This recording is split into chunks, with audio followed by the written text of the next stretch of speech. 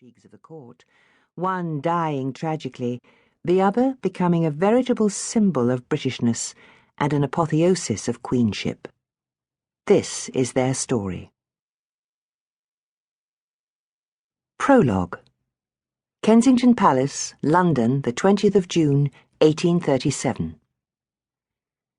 The Duchess of Kent had been praying for years that King William IV, George IV's brother and successor, would die before her daughter Victoria reached the age of 18. She wanted to be regent in order to secure riches and power for herself and her beloved adviser, John Conroy. The king hated the Duchess, and he was grimly intent on holding on to power. Victoria turned 18 on the 24th of May, and the king finally stopped fighting to live. Less than a month later, on the 20th of June, the princess was woken in her bed and told she had important visitors.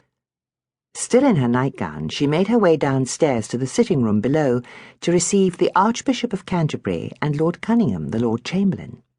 Her mother was determined to enter with her, but Victoria told her firmly to wait outside. As she walked into the room, the two men knelt gravely before her and pronounced that King William had died. Victoria was Queen of England. The Duchess was listening at the door, hugging herself with excitement, and dismissing her daughter's sudden flare of resistance as a mere tantrum. She had no doubt that she would be able to control every aspect of Victoria's life. Every moment of the past 18 years had been devoted to positioning herself as the real power behind the throne. She had spied on her daughter relentlessly, forced her to sleep in her room, and inspected all her diaries and correspondence. Victoria had very different ideas. As soon as her eminent visitors had departed, she issued her first command as queen, to spend an hour by herself. From that point, she meant to make clear she would rule alone. And yet Victoria herself would not have existed if it had not been for the death of Princess Charlotte, daughter of George IV, the queen who never was.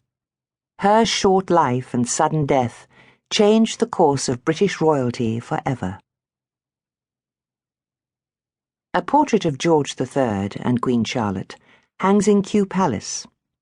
Surrounded by rosy, happy children, they appear the epitome of a jolly, vital 18th century family. The advent of the Hanoverians after Queen Anne died without issue had caused some unhappiness when George I, with his halting English and seemingly scant interest in his country, assumed the throne in 1714. But by the second half of the 18th century, it looked as though the monarchy was safe. The thrifty king had acquired a reputation for moral rectitude, plain speaking, and above all, a fondness for staying at home in England with his submissive, fecund queen.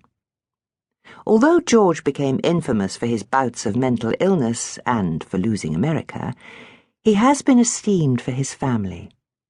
But his family was in fact one of the most unhappy and chaotic in history, and George's tyrannical behaviour over them shaped the future of the British monarchy for over 100 years, indeed perhaps coming close to prompting its end. His daughters became bitter, unhappy spinsters, his sons hopeless rakes, detested by the country for their irresponsible behaviour and shocking debts. By 1817, the entire complement of 13 children had produced only one legitimate child between them, Charlotte, daughter of George, Prince of Wales. When she died, the position was even more untenable. So many offspring and not one heir between them. These apparently hearty, affectionate princes and princesses had failed spectacularly to marry or procreate successfully, thanks to a combination of their father's tyranny and their own selfishness. Queen Charlotte was just 18 when she gave birth in 1762 to her first child, a strong, large, and pretty boy, George, Prince of Wales.